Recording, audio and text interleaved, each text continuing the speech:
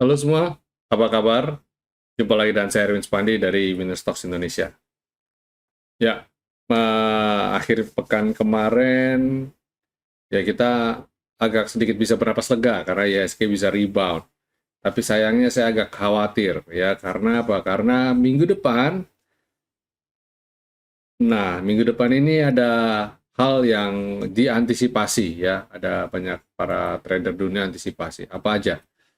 Pertama adalah pertemuan The Fed ya. The Fed akan melakukan pertemuan di hari Rabu ya. Jadi semua pada investor ini pada nunggu ya, pada bertaruh apakah pengetatan suku bunga akan selesai apa enggak ya. Dan kalau kita lihat The Fed ada potensi kalau dia menaikkan kembali suku bunga, tapi eh, kita nggak tahu. Sama Indonesia, efeknya gimana? Efeknya adalah Indonesia rasanya masih bisa naik satu kali lagi suku bunga karena jarak antara the Fed suku bunga The Fed sama Indonesia itu masih dekat sekali. Jadi ini harus di atas. Harapannya apa? Harapannya mencegah asing keluar dari Indonesia gitu ya, US dollar keluar dari Indonesia. Karena sekarang US dollar udah kayak gini gitu. Dan sebenarnya apa yang dilakukan tuh fine-fine aja, dan walaupun pada bilang, wah nggak ketebak nih, nggak ketebak nih. Ya, sebenarnya ketebak sih sebenarnya. Buat saya pribadi, saya sudah tahu kemungkinan besar Indonesia pasti akan naikkan suku bunga sih. Kecil sekali lah kalau dia tahan terus. Karena ya itu tadi, spreadnya terlalu tipis gitu ya. Terus apa lagi yang diantisipasi minggu depan? Di hari Jumat ya, non-farm data payroll akan keluar, ya non-farm payroll data. Nah, ini penting juga ya untuk melihat arah ekonomi, resesi, dan sebagainya, pengaruh nanti juga ambil keputusannya The Fed juga nanti ke depannya. Saat ini tingkat pengangguran masih relatif aman, ada di level 3,8% ya, dan mereka relatif masih aman. Terus di Amerika sendiri antisipasi adalah tahun earningnya Apple ya, di tengah kondisi Apple baru saja meluncurkan iPhone 15 yang dengar-dengar tidak sebagus yang diperkirakan penjualannya ya.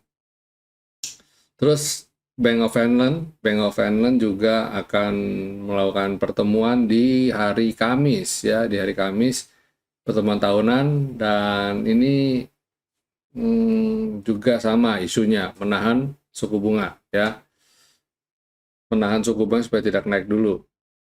Dan terus habis itu inflasi zona Eropa ya. Eropa minggu depan juga hari Kamis ya akan mengumumkan inflasi, dan European Central Bank ECB kan juga berpotensi untuk menahan laju suku bunga. Jadi harapannya inflasi bisa tertahan. FYI di bulan Oktober consumer inflation mereka berharap ada di level 3,2%. Jadi harusnya nggak terlalu, masih relatif masih aman ya. Dan juga nanti akan ada hari Kamis pengumuman GDP ya, hari Kamis kalau nggak salah. Jadi bukan same day, iya hari Kamis ya pengumuman GDP. Jadi minggu depan ini agak-agak ngeri-ngeri sedap ya, agak ngeri-ngeri sedap. Dan IHSG kalau kita lihat chartnya, coba kita cek. Kalau lihat chartnya, ini nggak kuat ya, ini nggak kuat. IHSG potensi paling naik sebentar, habis itu dia turun lagi. Dan berpotensi menguji level support di 6.600-an ini. Jadi kalau lihat candle-nya kayak gini, saya agak pesimis ya. Dan selendang juga sudah dead cross ke V-line, jadi hati-hati aja. Ya, mungkin teman-teman bisa bilang ya fokus sama saham-saham yang pasti-pasti aja, ya silakan. Dan transaksi di hari Jumat kemarin ada di 7,78 triliun dengan asing net sell minus 438,5 miliar. Jadi asing masih net sell ya, jadi waspada itu. Coba bagaimana dengan sektoralnya? Sektor basic masih sama. Ini kalau lihat model gelagatnya sama kayak IHSG ya. Jadi masih belum kuat. untuk naik. Saya khawatir bisa turun lagi. Terus consumer cyclicals juga sama ya. Energi juga mirip-mirip. Saya nggak berapa yakin dia bisa rebound segera, tapi setidaknya mungkin dia lagi sideways berjuang untuk comeback. Sektor finance, nah ini juga yang saya concern. Naiknya cuma dikit banget di tengah turunnya. Yang ini yang saya bilang, jadi kalau lihat pola candle kayak gini, kecil kemungkinan dia bisa lanjut rebound. Jadi potensi untuk menguji support di bawahnya cukup besar. Jadi waspadai koreksi, dan sektor healthcare akan uji resistance setelah beberapa waktu ini nggak mampu naik di atas V-line. Kalau dia bisa naik sih bagus, tapi kalau nggak bisa naik, waspadai aja. Terus sektor industri juga masih di bawah, belum kemana-mana, masih di area downtrend. Infrastruktur bagus ya, rebound dari selendang, bisa dipantau saham yang jadi market cap-nya infrastruktur nih. Di besok tanggal 30. Wah, tunggu tanggal mainnya, ya kan? Cakep. Consumer non-cyclical juga belum kemana-mana, masih sideways. Wah, jujur saya kalau lihat begini di luar saham yang biasa saya pantau, saya tradingin, saya nggak berani sih. Karena potensi masih bisa koreksi lagi ke depannya. Ya. Goto, teknologi juga masih belum kemana-mana. Transportasi juga ini relatif kecil, sahamnya market cap-nya kecil, jadi saya juga nggak terlalu fokus di sini. Jadi hati-hati aja. Oke, itu market review kita. Dan kita masuk ulasan untuk perdagangan yang kemarin apa aja di hari Jumat. Pertama adalah gudang garam. Bagus ini gudang garam. Jadi besok kalau dia lanjut lagi naik di atas 27125 masih oke ya. Kalau dia bisa naik ini, target berikutnya harusnya ke sini dulu deh. Kalau dia masih bisa naik lagi ke sini nih, 29665. Tapi mungkin konservatif ke sini dulu, 29550 ya. Areal inilah pokoknya. Ini areal kita yang kita mungkin rasa dia bisa bertahan di areal ini.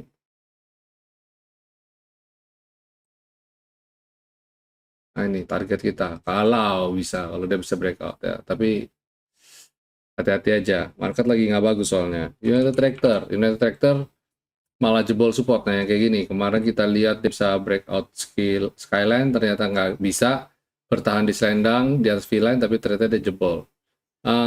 Kita jaga support, kalau dia jebol si bawah ini goodbye, tapi kalau udah bisa bertahan, good lah ya. Terus habis United Tractor ada Hill. Nah, sektor healthcare kemarin kita cukup ini ya, tapi kalau sektornya kan saya sudah bilang healthcare, kalau dia bisa naik sih bagus, kalau nggak bisa naik bahaya, hati-hati. Habis Hill ada Indosat, salah satu bagian dari infrastruktur. Jadi ini juga sama, tantangannya harus bisa naik di atas ini ya, 1050. Terus ada Sumarkon, dia belum bisa naik, belum bisa keluar dari sini, bayang-bayang koreksi. Selama masih ada dia masih di bawah ini, kayaknya belum oke nih. Jadi stay away dulu ya. Hati-hati, mungkin sabar-sabar aja. Selama dia nggak jebol ini, harusnya bisa kita kumpulin pelan-pelan. Nanti kalau dia bisa breakout selendang, bisa breakout 545, baru nambah porsi lagi. Oke. Ya, itu ulasan kita yang kita rekomendasi untuk hari Jumat kemarin. Praktis cuma gudang garam doang. Gudang garam doang sama Hill, Hermina yang jalan. Yang lain nggak menarik. Nah, moga-moga besok bisa menarik nih ya. Dan ya, buat besok apa nih yang buat besok? Pertama adalah Tebik. Ini menarik, cuma sayangnya transaksi masih kecil. Transaksi kecil, jadi silakan atur strategi. Saya sih jangan banyak-banyak, itu yang penting. Jangan banyak-banyak kalau trading di saham-saham yang nggak liquid ya. Ini resistennya 2130 dan 2180, harus bisa breakout. Kalau dia nggak bisa breakout ya jangan dipaksa. Habis itu ada INKP. Nah ini INKP bagusnya adalah transaksi besar. Dan dia rebound dari support. Ini kalau kita panjangin,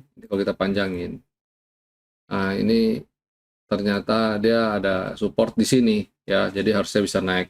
Besok kalau dia bisa naik di atas Skyline dan selendang oke ya, good. Eh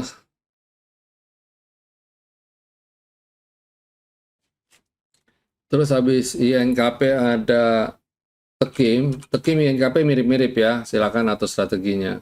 Jadi INKP dan Tekim tuh mirip-mirip, kayaknya ketahan di support di sini. Jadi kalau bisa bertahan di ini, bisa lanjut naik lagi besok, spek buy. Saya sih lebih suka kalau sedikit konservatif, tunggu sampai dia bisa naik di atas selendang dan skyline ya. INKP juga sama. Saya lebih baik dia tunggu di atas ini. Terus Owasa at the bottom support. Harapan saya dia bisa naik ke atas V-line dan selendang. Kalau dia bisa naik di atas itu, ya itu suatu pertanda yang bagus lah. Ya, tanda yang bagus. Terus ada auto. Ini juga menarik. Transaksi juga tinggi dan dia rebound. Kalau dia besok bisa lanjut lagi, ini cakep nih.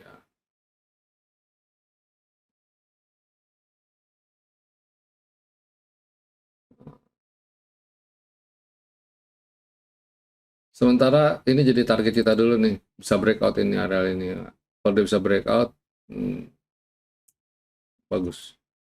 Habis auto ada Mika. Nah, ini salah satu emiten healthcare yang saya juga cukup concern ya, karena dia fundamentalnya juga bagus, terus transaksinya juga menarik. Nah, ini dia udah breakout. Jadi kalau besok dia lanjut lagi breakout lagi, silakan atur strateginya. Ini saya mau coba kita copy paste, sorry. Copy paste, control V. Nah, ini kalau kita anggaplah, aduh,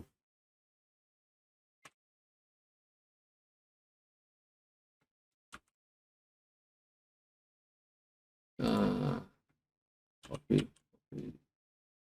Nah, ini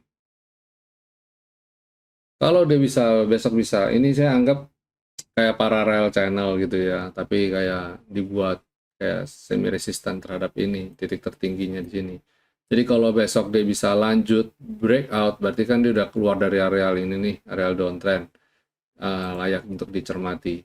Apalagi dia di bottomnya, apa di supportnya, itu trend lainnya juga rapi ya, rapi. Jadi target saya nggak usah muluk-muluk ya. Kalau dia besok bisa kalau dia besok bisa breakout, nah ini target saya. Kesini aja lah dulu ya. Di berapa sih ini? Rasanya di sekitar 3280 ya, 3280. Nah ini 3280. Ini target kita dulu sementara nih. Dan itu jauh loh, jauh ya, sangat jauh. Semoga nyampe ya. Nah ini jauh loh.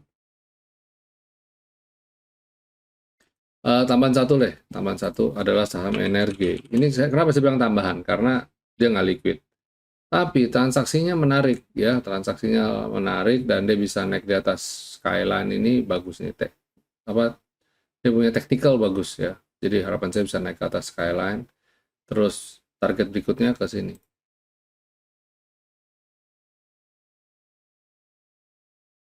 286. Kalau dia bisa ke 286,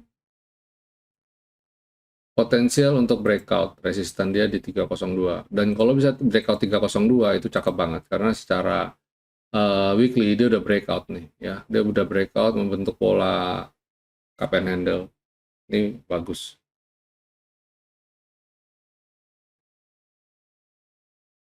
Ya, itu teman-teman market review, ulasan serta rekomendasi kita untuk tanggal 30 Agustus 2023. Semoga minggu depan karena adalah minggu Halloween, semoga minggunya tidak sehoror temanya ya. Semoga. Oke, yes, itu dulu. Enjoy weekend. Stay safe, stay healthy, and God bless you all. See you.